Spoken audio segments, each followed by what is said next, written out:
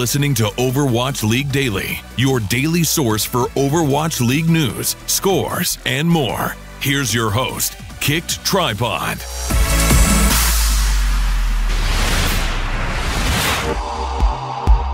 Good morning, Overwatch League fans. This is your Overwatch League daily episode for February 8th, 2018. Today, I'm joined by Overwatch writer and analyst Volamel to discuss last night's matches.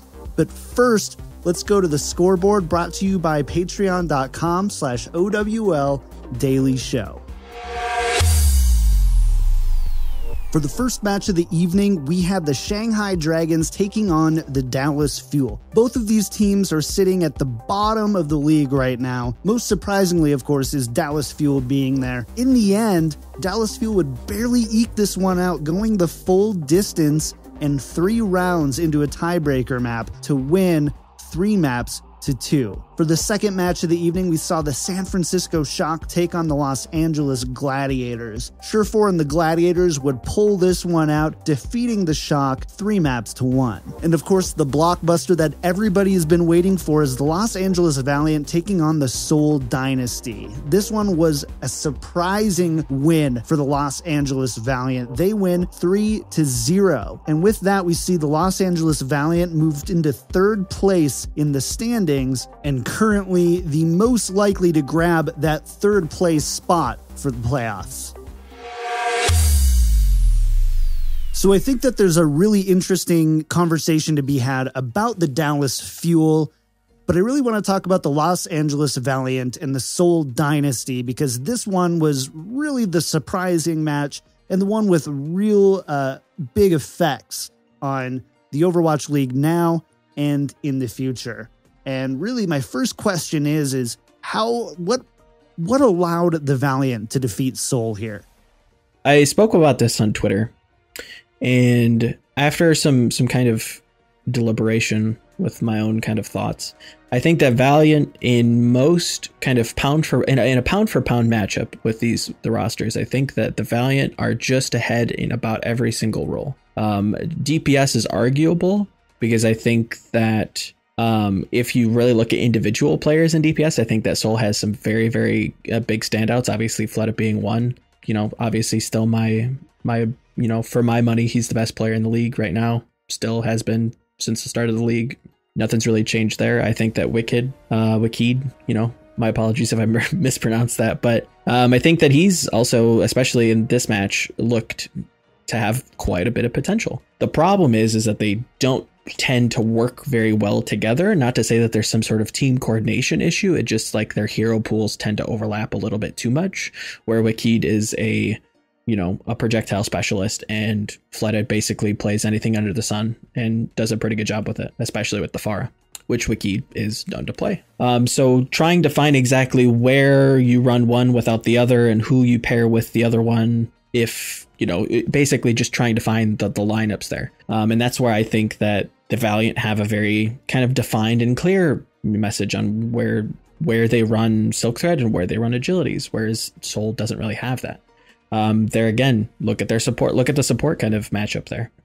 Seoul has struggled in this meta because they don't have a strong Mercy player. That's just a fact. And their Zenyatta play, even back coming from Lunatic High, was never really that strong. Like if you had to put Jaehong on to the Zen, it obviously did not look as good as his Ana because his Ana is world class. It was serviceable, I would say. His Zenyatta was okay, but it was nothing like, what we're seeing now. So comparatively, I would say that Seoul does not have a strong Zenyatta player. They don't have a Sleepy. They don't have a Jonak. They don't have a Shaz. You need that Zenyatta in this meta to really kind of fend off these really aggressive dive players and deal with Tracers, deal with Genjis, deal with overly aggressive Monkeys, deal with overly aggressive Divas. We've seen, especially people like Jonak, especially people like Sleepy, Shaz, just to name a few of these crazy Zens, they take these duels and they win, and they do well for themselves. And Seoul just does not have that. They need support from their tank line. They need support, a dedicated DPS player to kind of help babysit them. And it just is not cohesive for Seoul right now to do that. It's not feasible. And then you've got the kind of tank mystery that is exactly when they tend to run Seoul, that is, when they tend to run Kuki versus when they tend to run Miro. Kuki seems to be a little bit more reserved. Granted, we haven't seen a ton of him during this first stage. We've seen a little bit, and it's been pretty middling for my taste. But when it comes to playing Miro in these last couple weeks, it just hasn't looked good. It's just flat out kind of questionable in my sense. He kind of finds himself off on his own most of the time and relies on really poor ult usage to somehow make some room. But if you rewatch this game, you watch Valiant just punish him each and every time he wants to position aggressively and dive in really, really aggressively with that Primal Rage. You tend to see him dive in, reset his health with the Primal Rage, and then try to get a pick and then get out. But he never seems to get the pick, and then he gets out and still dies. So you're investing a ton into this really aggressive monkey play, while also trying to maintain this weird passive style with playing around Fleta and then keeping, the other anchor DPS to try and help alleviate space with Soon. I think it was just too many kind of conflicting ideas happening all at one time. I think that Seoul is kind of struggling from a failure of identity, and they need to find that coming into these next few games, because if they don't shape up, they aren't gonna. I wouldn't say that they're not going to make playoffs, looking at the whole of season 1. But stage 1 looks like it's, out of their hands. So coming into stage 2, however, that's when I think that things could be a little bit different. If you look at tournaments like the Beat Invitational and Pit EU, you start to see the prevalence, because they're on the live patch, which has the Mercy nerf and the Junkrat nerf. You start to see a more favoritism towards tank play. And what that means, especially for Seoul, is that you can put Jaehong, you can put Toby, you can put Guido, if they're going to keep Guido as this weird flex DPS support player, onto picks that they're more comfortable with. Jaehong is one of the, if not the best in the world. Toby is, again, if not the best Lucio out there. He's in contention for the best. That's the metagame that they've always thrived in. That's the metagame that they probably will continue to thrive in. And I think that stage 2 is going to be a big change and a big improvement for a lot of these teams. When it comes to exactly why that is, that kind of needs a little bit more detailed explanation. But to give the long and short of it, you have lots of health pools, especially with tanks. Who's really good at healing them? Moira and Ana.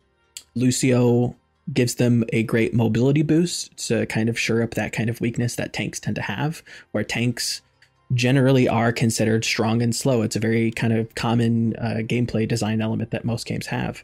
If you have something that's strong, it usually is balanced by being slow. What Lucio does there is he kind of gives them the ability to be strong and fairly mobile, which is something that is a little scary. So you're going to see majority of the time teams on attack run the Lucio, run the Ana, or run the Lucio and run the Moira, or maybe even on defense you could see Ana Moira, depending on exactly what teams favor and who exactly they have on their team and what hero pools they have to work with.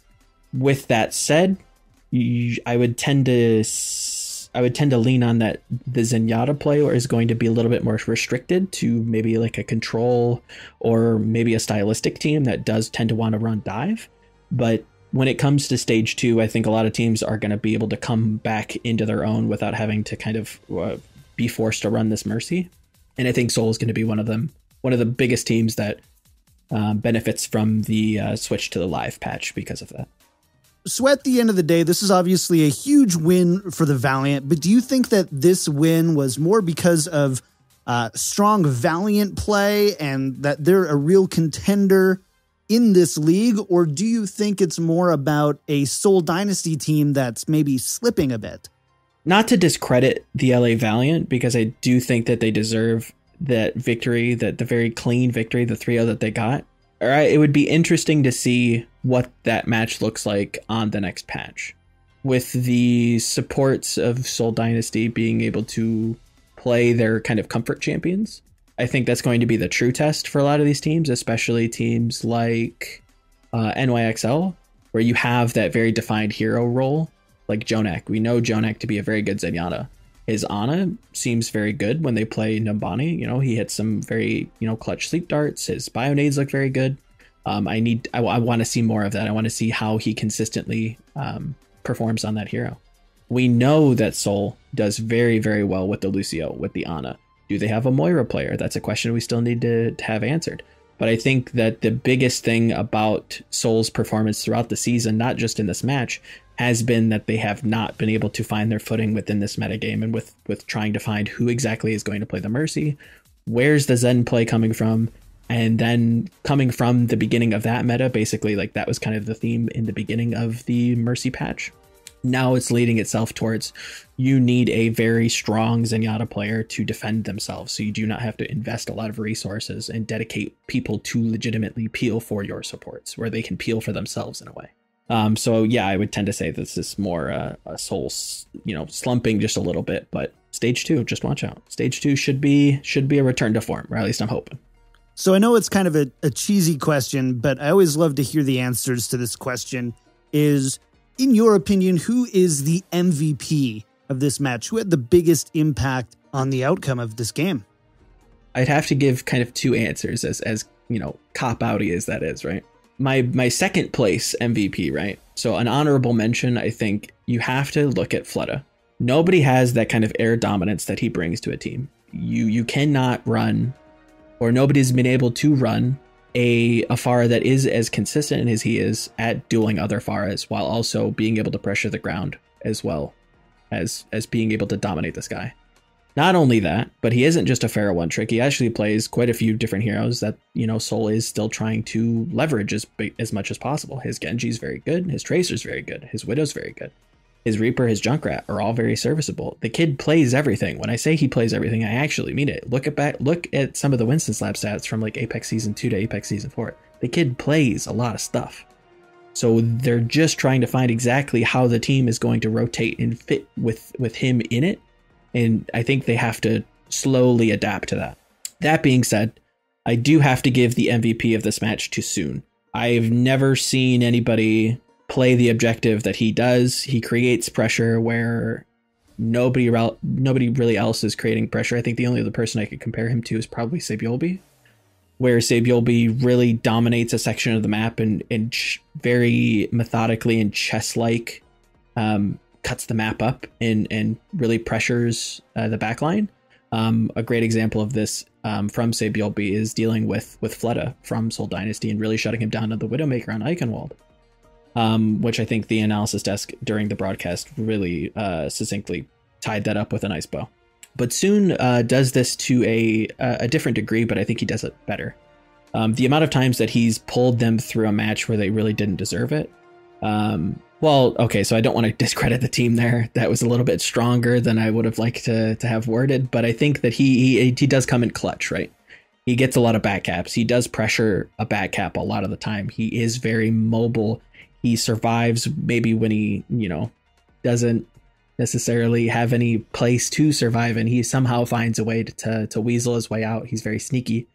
He mind games a lot. He creates pressure without really having to shoot his guns. I would say he's using mobility to create pressure, which I don't think a lot of Tracer players are doing right now. Not to mention that Tracer is having a hard time in this metagame, and it's very easy for a Tracer player to be punished if they're not performing up to the degree that they should be.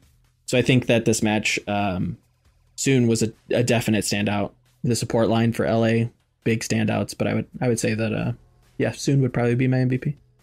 So in a hypothetical scenario where the Seoul Dynasty do not make the playoffs, which team, in your opinion, takes that third spot, is most deserving of that third spot?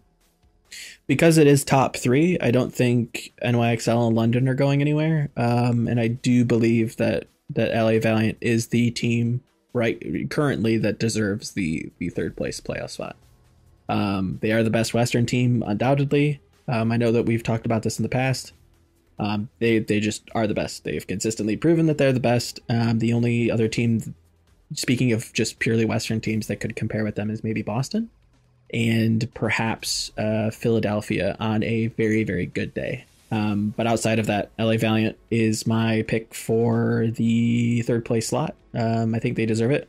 They've shown that they deserve it with consistency and high level performances, and I think that the playoffs Saturday are going to be some amazing Overwatch that I think we've all been waiting to see. Yeah, and I'm going to be entirely super excited to watch that, and it's going to be quite the match. My thanks to Volamel for coming on the show today and sharing his thoughts on yesterday's matches. Make sure to follow him on Twitter at Volamel. Tomorrow I'm going to be joined by Lemon Kiwi. I'm sorry, I messed up my schedule. Lemon Kiwi is going to be on tonight's show, so that's going to be a lot of fun, or tomorrow's show, I guess, technically. We're going to go ahead and recap tonight's matches. Speaking of tonight's matches, we've got the Philadelphia Fusion taking on the Boston Uprising at 2 p.m. Pacific time. Then we've got the Florida Mayhem taking on NYXL at 4 p.m. Pacific, and then the London Spitfire taking on the Outlaws at 6 p.m. Pacific. So a lot of great, exciting games. Don't miss any of those matches. If you like the show, make sure to subscribe on YouTube, iTunes, or your podcast app of choice so you don't miss future episodes. You can also watch or listen to the show at winstonslab.com. You can also find links to everything at overwatchleaguedaily.com. And of course, if you have a question or comment for the show, email me at overwatchleaguedaily.com. My thanks again to Volamel for joining me today. I'll be back tomorrow with Lemon Kiwi for another episode of Overwatch League Daily.